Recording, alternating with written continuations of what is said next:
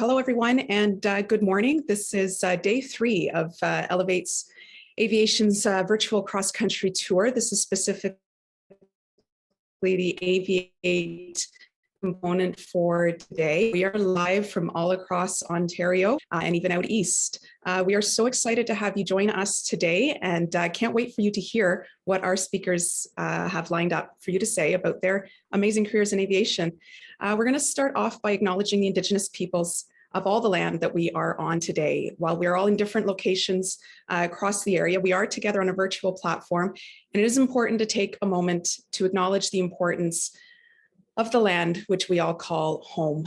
Doing so reaffirms our commitment and responsibility in improving relationships and improving our own understanding of local Indigenous peoples and their cultures. From coast to coast, we acknowledge the ancestral and unceded territory of all the Inuit, Métis, and First Nations people who call this nation home. As we take this moment to reflect, we acknowledge the harms and mistakes of the past and take the time to consider how we can each, in our own way, move forward in a spirit of reconciliation and collaboration. A quick history on Elevate Aviation and its cross-Canada tour. Elevate Aviation is a nonprofit organization that helps women, youth, and underrepresented groups to thrive and succeed through careers in aviation that normally wouldn't be accessible to them. Elevate Aviation has programs all across Canada that educate people about aviation careers and provide support to those who need it. You can view all of our programs on our website at elevateaviation.ca. There you will find information on our Elevate Aviation Learning Center, mentorship, and bursary programs, our IR Time webinars, and of course the cross-country tour, which is an annual event.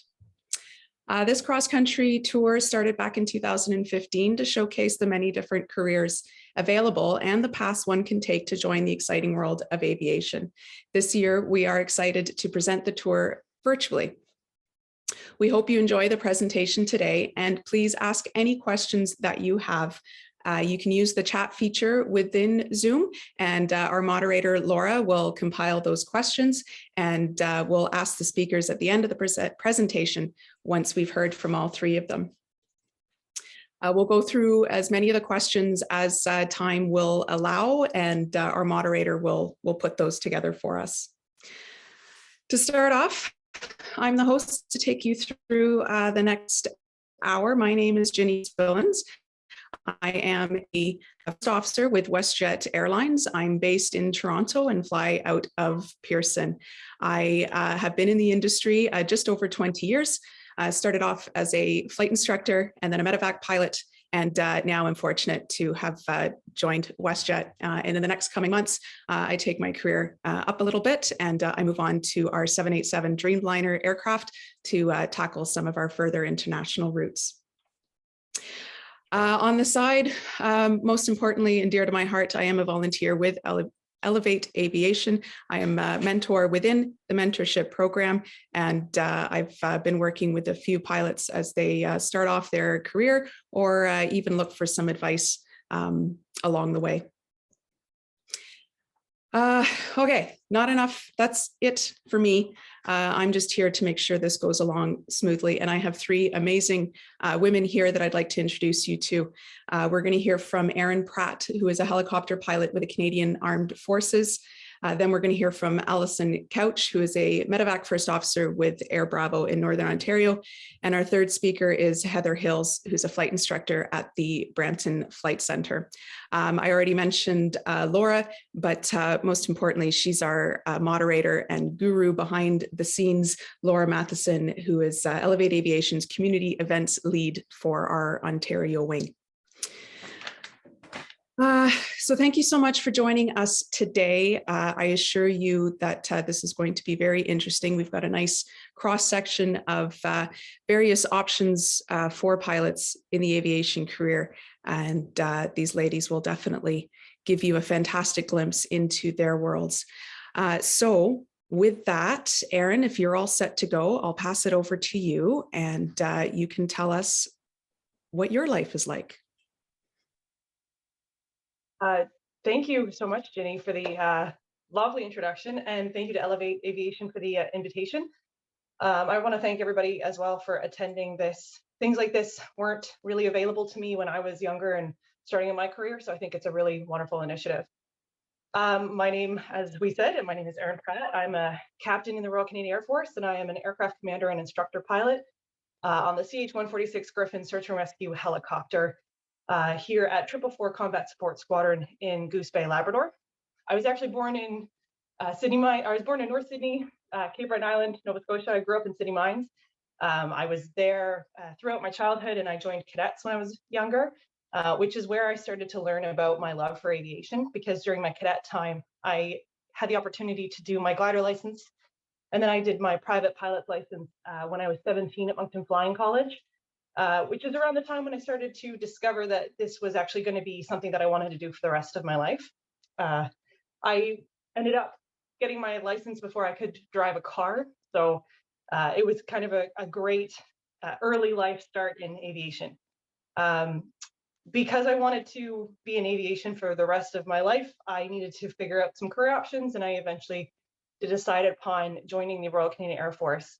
While I was in the military, I started and finished a degree at University of Manitoba. I got my bachelor's degree there a few years ago now. And then once my degree was over, I had the opportunity to start my military pilot training. So a little bit about, there's a couple of pictures that you can see there on the screen, I believe. One of them on the bottom right corner is a picture of me in the Harvard doing ab initio introductory fighter jet lead-in training, which is what everyone starts off as, and then we continue our selection from there. So the beginning of flight training will start on the Grove in Portage la Prairie, Manitoba. Once you complete your training on the Grove, you move on to, again, Moose Jaw to fly the Harvard. You're there for around 6 to 8 months. And at the end of that, you are selected for your continued career streams. I was very fortunate to be selected to fly helicopters.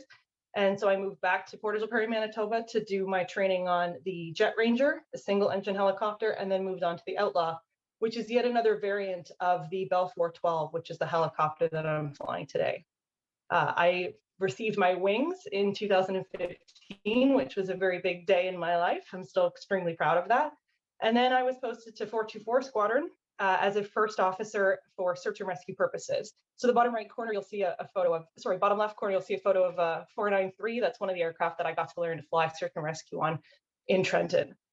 I progressed through my first officer levels over the course of 5 years, and then I became an aircraft commander. So I got to be a commander in an aircraft of 5 personnel, and our job is to continue to do search and rescue missions for the civilian population.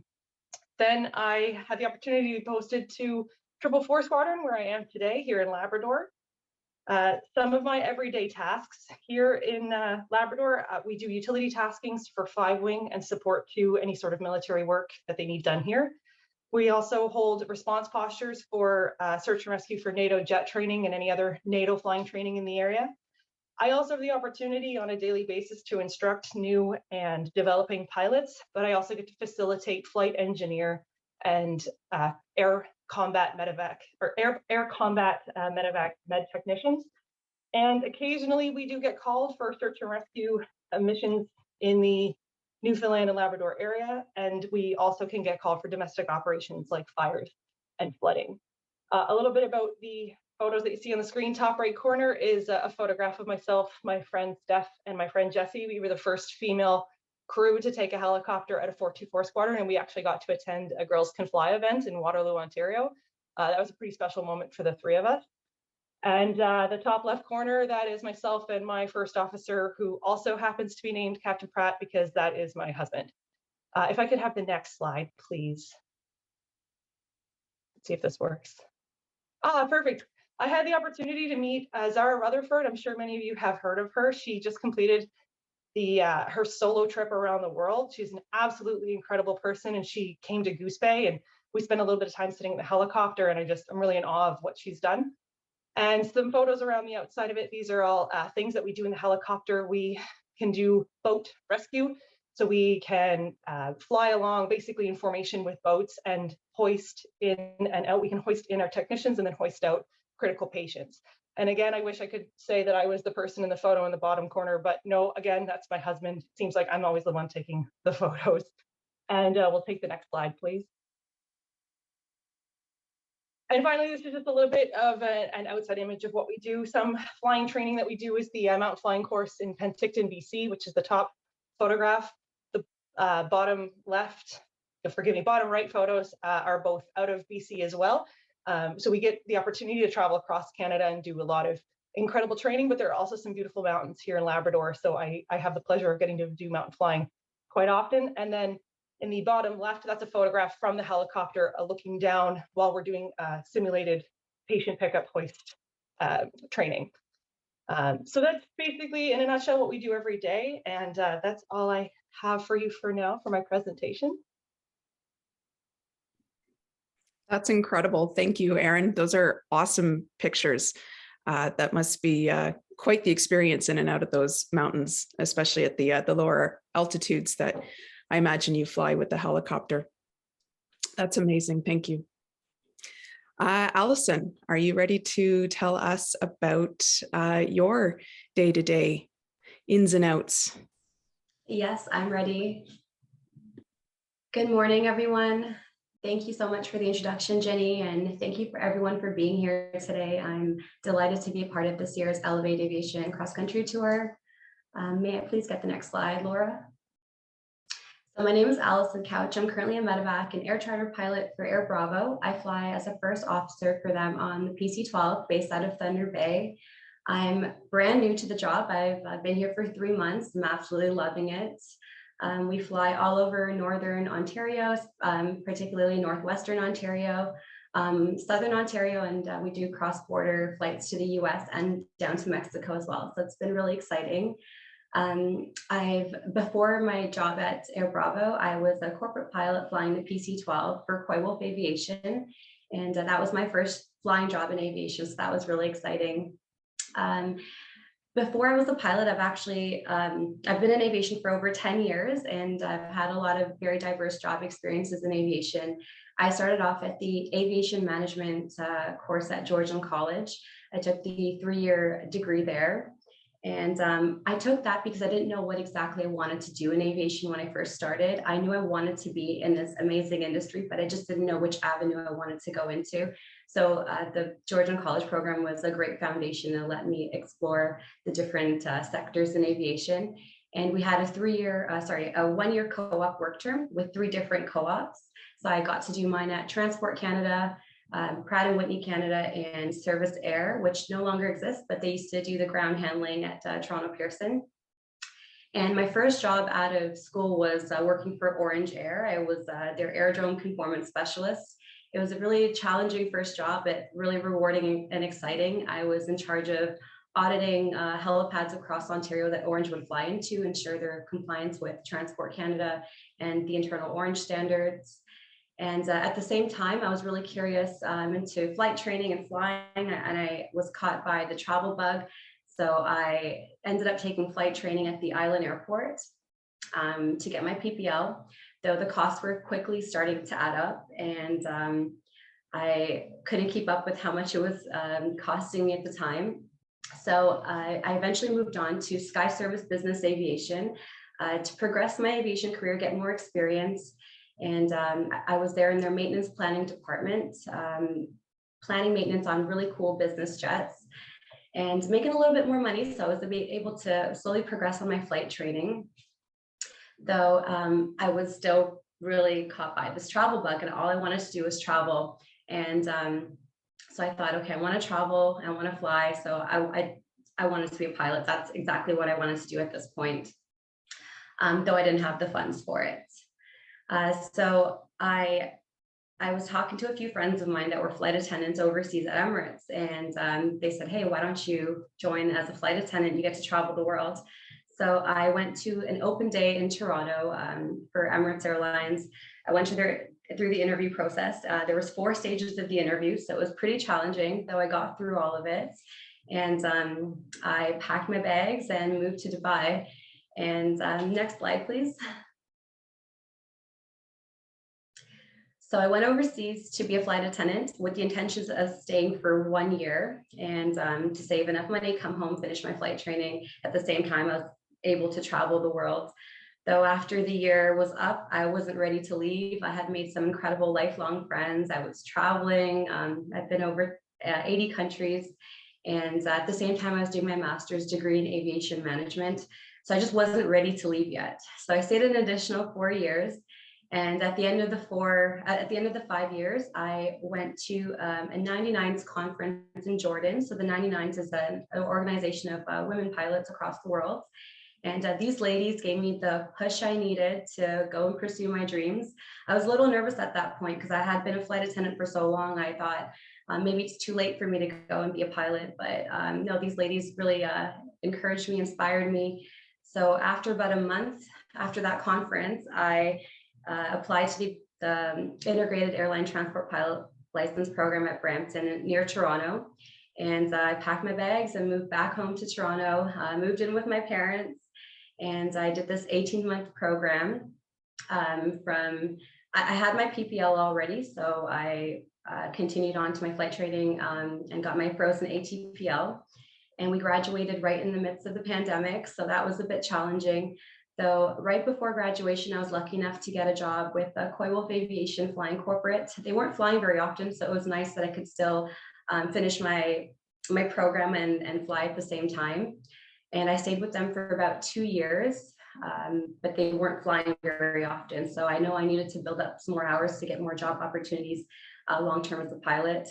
So I applied to a Medevac position at Air Bravo, and I got on with them. So I've been there now for 3 months. And next slide, please, Laura. So a little bit about Air Bravo.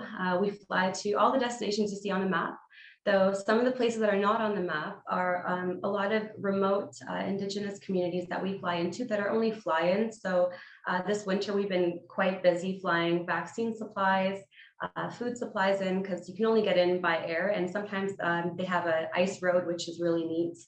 And flying at Air Bravo has been such a great experience. We fly about 100 hours a month, so I'm getting quite a lot of flying time. And we fly into these runways that are about 2,000 feet long, covered with ice and snow and gravel. So it's challenging environments. So it's definitely sharpened up my skill as a pilot. And just last week, I was in the US doing charters, all like through the different states there, and a couple of days in Florida. And I fly to Toronto about 3 times a week, and sometimes we get to lay over there for a night. So pretty diverse flying for a northern operator out of Thunder Bay. And yeah, absolutely loving it. And next slide, please, Laura. Some advice I can offer anyone that wants to get into aviation or the pilot world: the sooner you get started, the better. As Erin mentioned, she was an air cadet, so I would really recommend joining the air cadets. That's something that my parents encouraged me to do when I was younger, and I didn't take their advice, but I really regret it. I think it's a great program. I believe you have to be from age 12 to 18 to take advantage of the program, and there are scholarship opportunities that you can potentially get your PPL, and that just gives you a head start in the pilot world there. Second advice is get out more, get involved, network. There are so many great organizations like Elevate Aviation, Women in Aviation, the Urban Pilots Network, the 99s. Yeah, just there's so many people that are like-minded and willing to help. I've had 3 great mentors throughout my career, and I wouldn't be where I am today without them. They've really helped me shape my career and just guided me throughout the years I've been in aviation. I've held numerous positions, volunteer positions throughout my time in aviation, and it's been really, really rewarding. My third point is complete your education, get a college or university degree. A lot of the airlines these days are, it's a requirement, and not just the airlines. I think anywhere you fly, having a degree is definitely a bonus and a requirement. And there's a lot of programs nowadays that will combine a degree with your flight training, so that's great. Number 4, develop your leadership skills, develop your teamwork, diversity, communication, interpersonal skills, being assertive without being threatening. I know I've had a hard time with being assertive. I've learned how to sharpen up that skill recently. And you can develop all those skills by joining organizations that helps you develop personally and professionally. Tuition fees, we know how expensive aviation is, especially doing your flight training, it's almost unaffordable, but there are so many scholarship opportunities available to everyone in all walks of life in aviation, there and every sector of aviation. I think I've applied to over 100 scholarships throughout my time, and I've won about 20, but it's taken a lot of hard work and dedication to put these applications together. And if anyone has any questions about scholarships, I'll be happy to put my email in the chat, and you can feel free to email me and I'll help you put together or look over your scholarships. Second last point, learn a second language, any second language. I know French in Canada is really important. It's our second language, so any second language. Our world is so global and interconnected now that just having another language opens up so many more opportunities for you. And my last point is international work experience. Be open. There are so many opportunities out there. The world's your playground. Don't just look at like your city or your country. There are just so many opportunities all over the world. And my time in Dubai was one of the best experiences of my life. And I wouldn't have known that if I didn't go out there to take that risk and just go overseas and travel and to start a new life there. And my last slide, it's next slide, please, Laura. Oh, that's okay. Oh yeah, there we go. So I just wanted to leave you with a quote. You don't know what you don't know. And yeah, my dad always tells me that, and he's right, because before going overseas, I didn't know what I didn't know, and I was scared, and I had opinions of what I thought the place might be like. But when I got to Dubai, it was nothing like I thought, and it was the most incredible experiences ever. So, but yeah, like I say, the world is your playground. You can do anything you want, and yeah, you don't know what you don't know. So just get out there, network, and yeah, thank you so much. That's the end of my presentation. That's amazing. Thank you so much, Allison. What an incredible journey to get started on your career. That's something that I find often fascinating when meeting colleagues on the line as we fly around is just the different entry points, and good for you for sticking to your guns and following through. And it'll be exciting to see where your journey goes as you continue with Air Bravo. Thanks again, Allison, for sharing. That's great.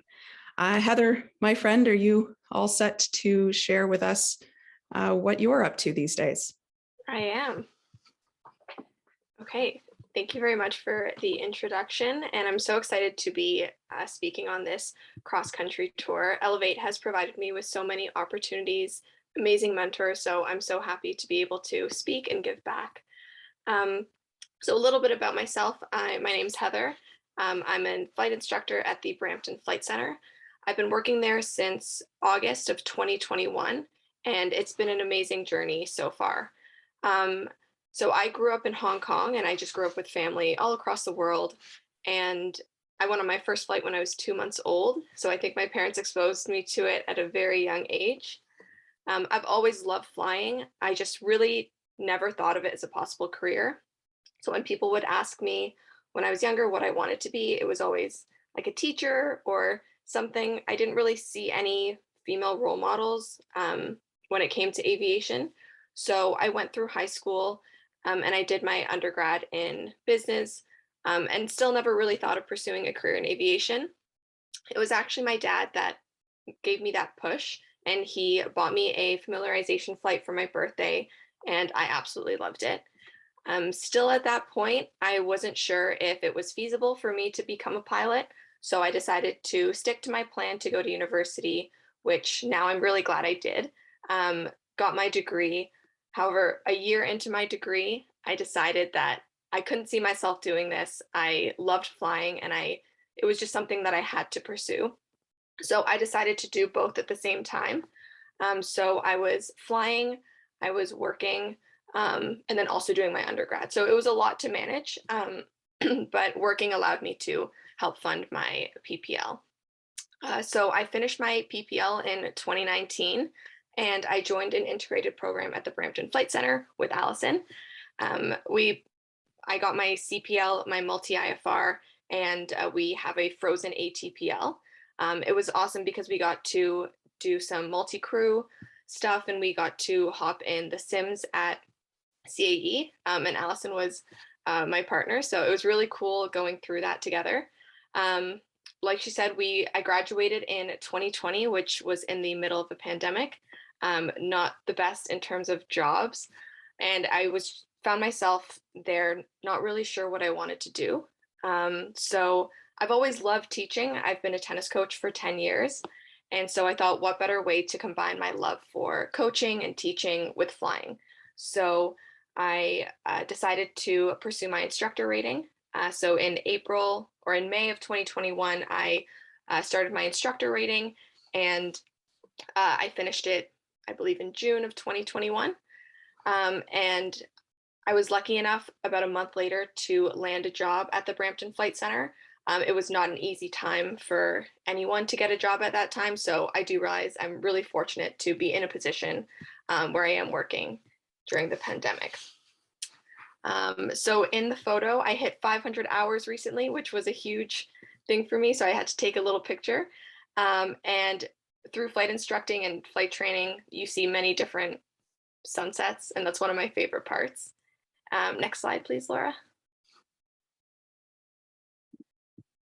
Perfect. So just going through my job day to day, I like how diverse it can be. So on a good weather day, I have about 3 to 5 flights, and that can be with my own students. It can be introductory flights, sightseeing flights. So it really keeps it interesting. One of the things that's really rewarding is when you take people up on an intro flight. It's their very first flight in a small plane, and it's so exciting to see how excited they are and how much they love it. And it's even more rewarding when they come back and they say they want to fly with you and they had such a good experience. And that's really all I want to do as an instructor. I've had a lot of female students. I have about half of my students are female, which is great to see. And a lot of them are through those intro flights. So I'm glad that I was able to make a little bit of a difference and encourage them to start their flight training. So each flight, it just varies. And I think one of the biggest things with instructing that I've learned is it's been a challenge, but working with such different people, different personalities, different learning styles, every day is different and every flight is different because of that. But it's a great challenge that I've had to rise to. And then with instructing, we also have the opportunity to do ground school and teach ground lessons. So there's a variety of things that can be done. It's not just in the plane. Some things that I've learned, well, we'll go back to the photo. So what the middle photo is actually one of my students who just went solo, and I got to know her through Elevate. She was one of my Elevate mentees, and she reached out to me saying that she wanted to start her flight training at the Brampton Flight Center, and then asked if I could be her instructor. So for me that day, it was a few days ago, it was just so cool to see how it all came around. Like, we started on Zoom just talking, and I sent her solo, and it was honestly such a rewarding time, I think, for both of us. So big thanks to Elevate for connecting us. Can we go to the next slide, Laura?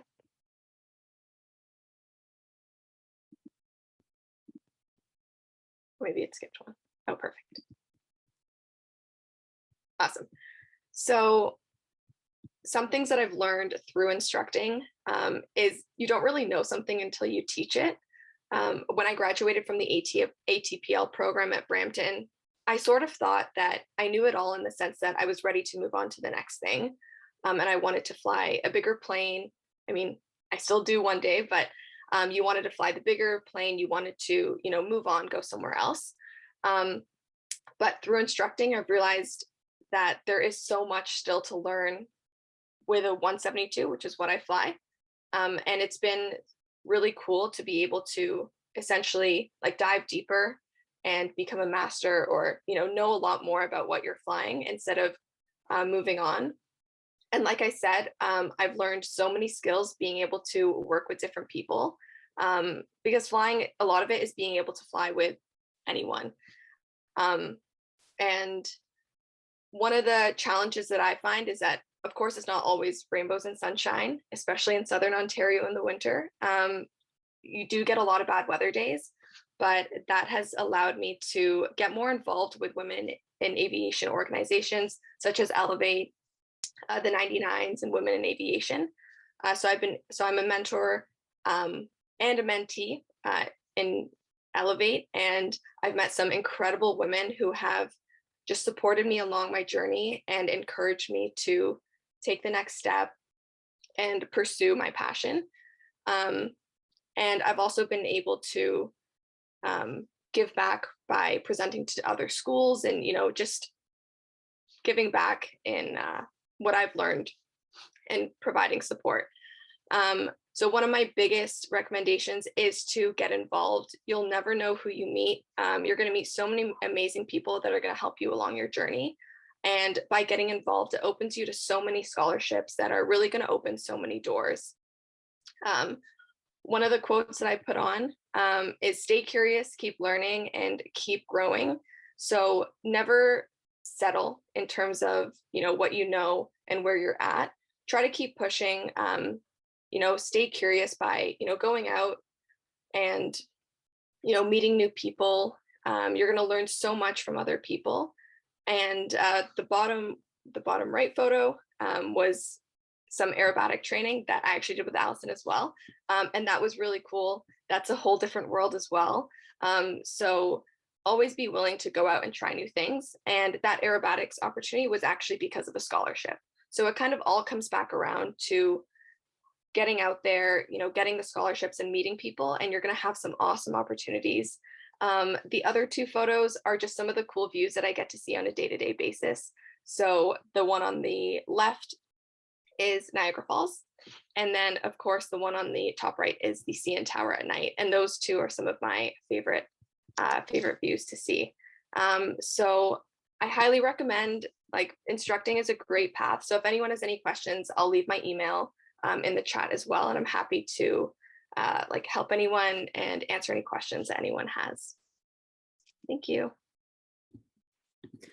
That's amazing. Thank you so much, Heather. That's quite the journey. And having instructed in part of my career, I'm always excited to hear of others that decide to instruct and maybe stick around a little bit longer than what opportunities may allow. And that just shows your passion for sharing. And I can say, even 20 years on, your comment about being open to learning and growing, it's definitely still applicable throughout the career as we progress. So thank you so much for sharing your photos and your journey, Heather, and best of luck as you move forward.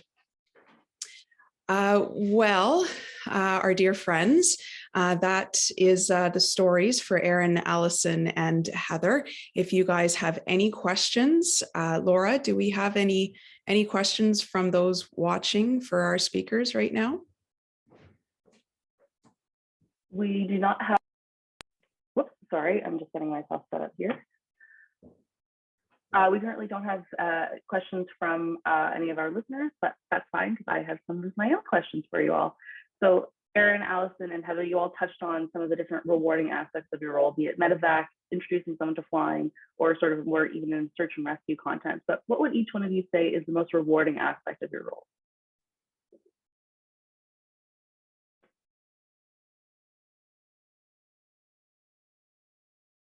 We can start with Heather. Okay, sounds good. One of the more challenging aspects, I would say, definitely being an instructor, it would be the weather that we're experiencing. So in the winter, it is, like I mentioned, it is something that I've been struggling with, but finding ways to cope. So, I'm booked 7 days a week sometimes, but at any given week, I could be working either 4 days or I could be working 1 day. But like I said, it's a great opportunity to be able to, get involved other ways. So like I said, joining Women in Aviation, organizations, volunteering your time there.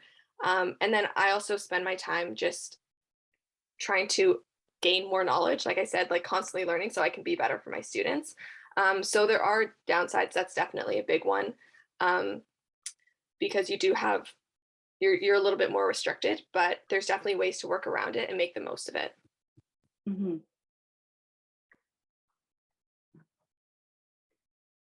Okay, I see we have a question that's popped up in the chat for Allison, which is, how was your experience converting and earning licenses to fly overseas? And how many hours did you have in your career at that point? So I didn't actually get my license overseas. I was all in Canada, but I started off with a private pilot's license. I went overseas to Emirates with a private pilot's license already. So when I came back to Toronto, it was a lot of review and basically just started again from scratch and did all my flight training in Toronto. And I had about 200 hours actually coming back into the Brampton flight training program. So there's so many different things that go into converting licenses and holding multiple licenses at the same time. So lots of exams and yeah, showing up already with 200 hours, that was a smart move on your part. Yeah. I see sort of a question that's more Air Force related. So Erin, I'm going to turn this to you. Is it ever too late to join the Royal Canadian Air Force and expect to succeed as a pilot? Is there an age limit? So as long as you can meet a minimum commitment time for the forces, I believe the minimum commitment time for a pilot is now 11 years. And then the retirement age is 60. So I don't want to say it's never too late to become a pilot, but for the Air Force, there is a bit of a time limit of mid to late 40s if you wanted to start from the very beginning in the Air Force. But I know plenty of people who have joined and have come into the Royal Canadian Air Force as pilots as second careers, well into their 30s and 40s. So the opportunity is there. Just, there's a limit on retirement age, that's all. Approximately how many, I'm just sort of mindful of how many people would maybe show up to working in the Royal Canadian Air Force from a piloting context, having already done pilot training, maybe through the civilian world. Yeah, it's pretty common for people to join with absolutely zero experience because the military treats every single aviator the same. So everybody starts at the same baseline. I came in with a private license. I had course mates that came in with commercial licenses. I even had a course mate that had a commercial helicopter license, but we all did the same training from start to finish. There were some advantages, like when I was doing my initial training, I already had basic VFR, I had basic meteorological understanding, but those advantages just meant that there were a few things that I didn't have to study as hard in the beginning. But make no mistake, in the end, we're all very competent and capable based on the fact that we were all given the same platform to learn and to develop from. So yes, you can come in with previous experience and it's absolutely valuable, but also if you're walking in the door saying, I don't even know which one's the helicopter and which one's an airplane, you are more than welcome because we will train you from start to finish. It's very good to know that there's always different opportunities and that you can receive the training that you would like through the Canadian Forces. You all showed such lovely travel photos, and I'm mindful of the fact that aviation can really just be that first step in taking you somewhere. At its core, that's what aviation does. What would each one of you say is maybe the coolest destination you've gotten to travel to, either through work or even on your own time through aviation? And Erin, I have you on screen, so I'll pick on you first. I knew that was coming. So I've had the opportunity to take the chopper from coast to coast and from north to south. So I would say the best destination I have been to travel to is Miami in Florida. And then so I've done the entirety of the Eastern Seaboard, including flying down the Hudson River exclusion. So I've had an opportunity to fly at 800 feet over top of the Hudson, looking around at the buildings, which was pretty phenomenal in New York City. And then we flew from Miami. I've flown all the way across the Gulf of Mexico to Dallas, Texas. And then from Dallas, I flew home. And then in Canada, I would say definitely flying through the Rockies for Canadian travel. It's been absolutely gorgeous. Plus I live in Labrador, so it's so beautiful here. I'm really lucky. I get to go to a lot of great places. Can't really pick a favorite. That's all I was sort of hearing as the longer your list went on, that you just sort of seemed to hit all these top travel destinations, and your photos of Labrador, I'm quite envious of. Allison, what for you was maybe a top travel destination, either through aviation working or just even on your own time? That's a really hard question. Every place is just so different and just unique in its own way. I've been to over 80 countries as a flight attendant, and I guess my top two would probably be Cape Town, South Africa, and Bali, Indonesia. They're just amazing places. Cape Town, like the landscape's awesome, and there's a lot of hiking trails and mountains and beaches. It's gorgeous. The food's great. And Bali as well. Like I love Asia, and Bali's just so relaxing. So yeah, but it's really hard. Every place has its beauty. So that's a hard one. I'm just even mindful as you're sharing, yeah, Cape Town and Bali. I mean, two very different climates, two very different experiences, but something rewarding about both, and they're both beautiful. Yeah. Especially through Emirates, it'd be hard to choose just one place that was a top destination. And Heather? That is a really tough question. I'll start off with where I've flown. I guess a 172 really can only go so far. So I guess a more memorable trip or destination would be when my instructor and I went down to, like, we crossed the border into Buffalo. Nothing too crazy, but pretty fun, just crossing the border and learning all those procedures in a 172. And then we went to New York, not New York. That would have been really crazy. But in the plane, that's probably the best one. When it comes to traveling, I would have to say Bali or Thailand or anywhere in Southeast Asia. That my heart is there. So those places are all amazing. Hong Kong. I'm just listing a bunch of places now, just like Erin was. I can't really pick one, but yeah, I grew up in Hong Kong. Hong Kong's a really amazing place as well. Hopefully, as I instruct a little bit more, I'll be able to go to some other parts of Southern Ontario or Northern Ontario and explore Canada a little bit more. But yeah, really hard to pick. No, I'm just even sort of hearing Hong Kong and South Africa and even sort of the Canadian Rockies. And there's this element of sort of mountains and high topography around. So maybe there's some common thread between the three of you that's what makes a travel destination that important. Mindful while sort of thinking about the careers that you've had so far, the different things that you've all been able to accomplish. Is there sort of a place where each of you would like to see yourself maybe 5 years, understanding that aviation can change at any given time? And Allison, would you like to start? Yeah, sure. So I've had a little bit of a taste of the airlines as a flight attendant, Medevac now, and a taste of like the corporate world. And my heart now is set on going to the airlines. So that's the route I do want to go to eventually. And yeah, and things are looking really, really hopeful now.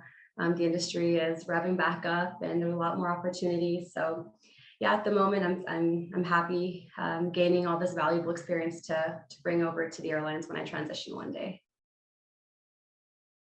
Erin?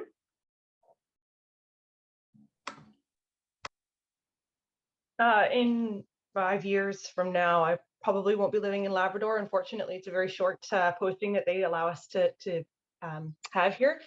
I would like to say that I'll be flying the Commercia, which is a slightly larger version of a search and rescue helicopter that we use here in Canada on coastal search and rescue. So we have them in Greenwood, Nova Scotia, Comox, BC, and Gander, Newfoundland. So my intention is to be able to move on to that platform in one of those locations.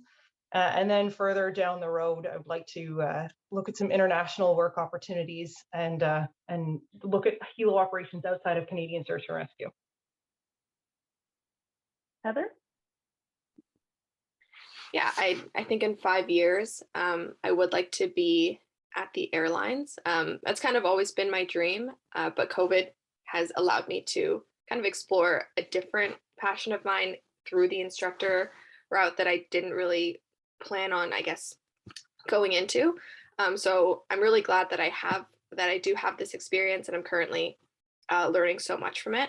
But eventually, within those 5 years, I would love to work for any Canadian airline. I'm also open to going overseas, but it really depends on so much. At one point I really wanted to go to Hong Kong because it always kind of felt like home. But of course, as things change, a lot of things change about where you grew up. It's not the same that it was 10 years ago when I left. So I'm hoping airlines and probably somewhere in Canada, but I'm open to moving all across. I'd love to go out west at some point as well.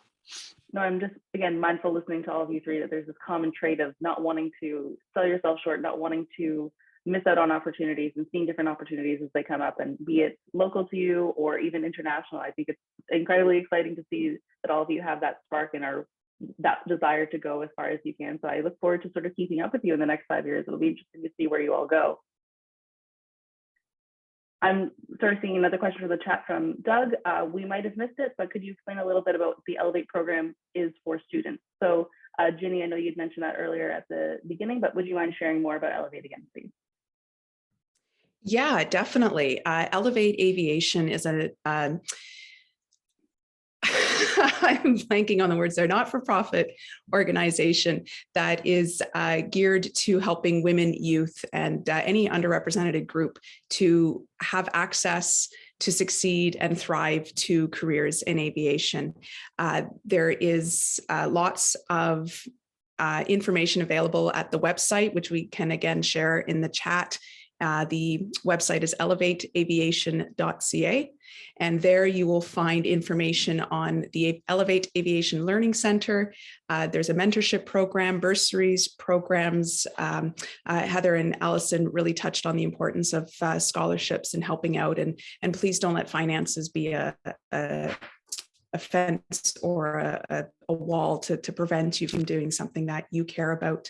And the premise behind Elevate is just providing opportunities and answering questions and being that support and guidance to get you into aviation. For myself, no one in my family flies other than my grandfather who flew in the war. We are immigrants to Canada. And so I didn't have any insight or input into the industry and what was available. As Erin mentioned, I also joined the Air Cadet program, and that's really opened up my eyes to all the opportunities that were available in the aviation industry, and kind of went from there. It takes off pretty quickly once you decide that this is what you want to do. No questions asked. I think you explained it really well, Ginny. Thank you so much for jumping in there. I see we have rather Emily Ryman, who is joining us from Elevate headquarters today. I can see she's put more information and resources about how to get in touch with Elevate Aviation in the chat, so be sure to look there. We have 2 questions that have come in, so I'll open up to anyone who wants to jump right on in.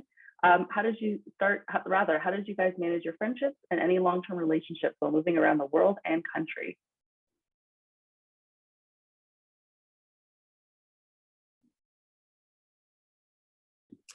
If you don't mind, ladies, while you gather your thoughts, I'll jump in here quickly. I am married. We have 2 kids.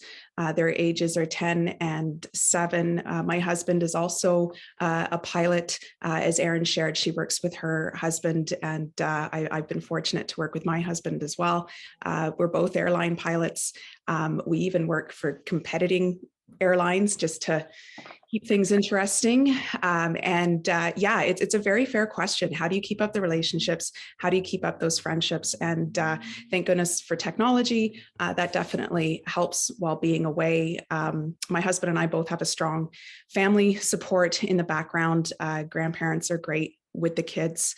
But even we have colleagues that might not live with near their parents, and they use live-in nannies to help with kids, or they use babysitters or friends or whatnot.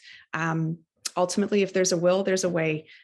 So as long as your partner understands the nature of the industry, and if they're a part of it, that helps too, because they have that insight, and then just all the support that's around you. It definitely takes a village, and it hasn't prevented either of us from pursuing our passions, and now we have our kids that we can take on trips with us, and they're just as passionate about flying and traveling as we are. So it just adds to the journey at this point. Erin, Heather, Allison, you guys have anything to add? Sure, I'll add to that. With the military, it's not just about aviation. It's a military lifestyle of moving around. and trying to maintain relationships and friendships. And I would say that that challenge is lessened by technology, but it's certainly not completely satisfied by technology. It takes a lot of effort and time, and you learn a lot about the relationships that are really valuable to you and the relationships that aren't necessarily adding value to your life. So as you kind of grow a little bit, you start to understand that there are some relationships that really just aren't worth holding on to for your own sanity and health. But technology being one thing, the ability to travel in your own helicopter once in a while is also very helpful. And just having a really solid support system. I am married to a fellow helicopter pilot, yes, but we spent the first 6 years of our relationship living in completely different places. We have gone through multiple tours. My husband's been to Iraq. I've been to Qatar separately at different times. And we also have families on separate coasts and also family in Hong Kong. So we have taken the opportunities to travel together, but also understanding that sometimes we live apart. So really communication, not just like between myself and my spouse, but communication between myself and my family and myself and my friends. That's really, it's just putting in the effort all the time, the effort into the ones that matter.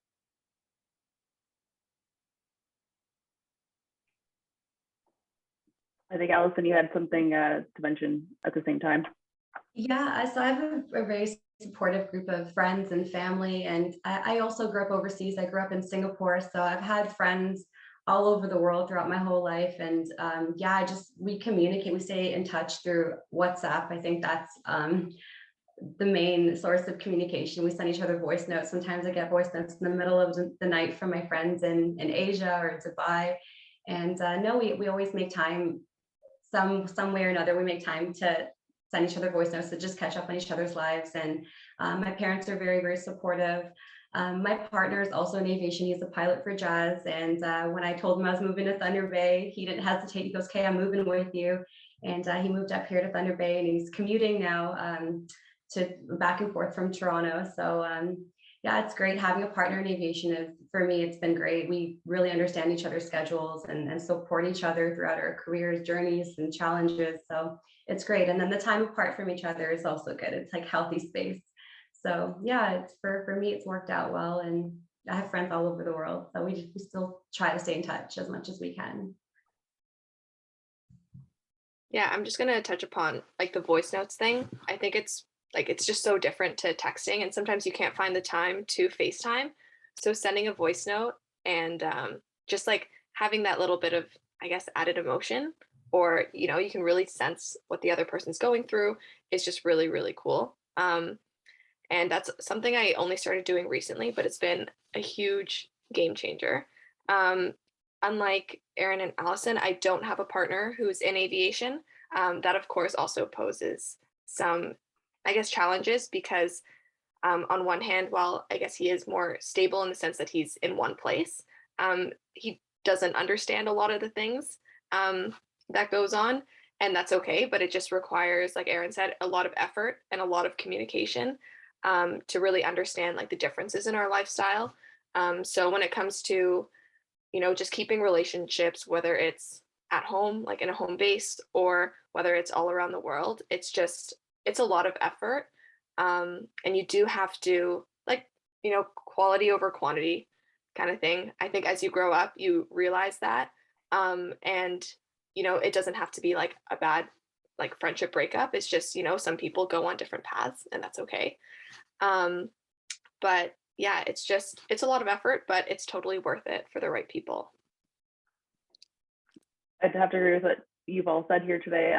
It is incredibly rewarding, and it is about putting the time and sort of showing up for your friends and finding different ways to stay connected in really a very easily virtually connected world. So it does make a difference.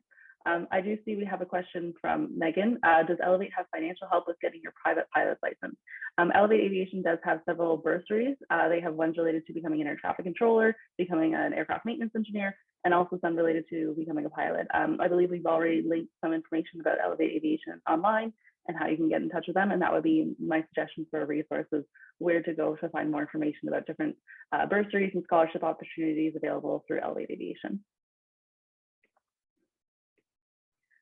I do not see any more questions in the chat, so I'm going to pass this back over to Jenny.